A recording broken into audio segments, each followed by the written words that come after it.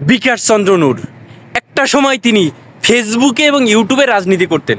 ফেসবুকে এবং ইউটিউবে বড় বড় বক্তব্য দিতেন এবং মানুষের কাছ থেকে চাইতেন, আমাকে 2 টাকা দাও, আমাকে 5 টাকা দাও, আমাকে 1000 টাকা পাঠাও, আমার রাজনৈতিক দল চলে না, আমার ফ্যামিলি চলে না। এখন তিনি ইউটিউবার এবং ফেসবুকারদের বিরুদ্ধে কথা বলে। মানেটা হইল সাংবাদিক ইলিয়াস হোসাইন আর পিনাকি ভট্টাচার্যের বিরুদ্ধে কথা বলে। আপনার জেনে রাখা উচিত, সাংবাদিক ইলিয়াস হোসাইন ইউটিউবার না, তিনি একজন সাংবাদিক।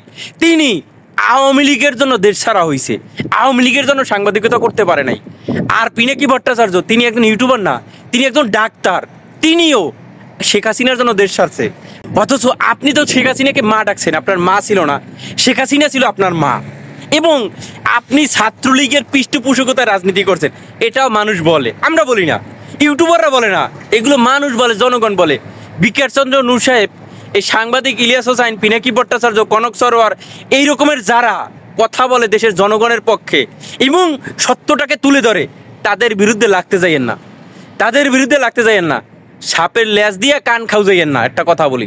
কারণ এমন কিছু জাতির সামনে উঠাই আনবে, লাস্টে কান্দে দে মা ছাড়িয়ে বাঁচি, লাস্টে পালানোর জায়গা খুঁজে পাবেন না।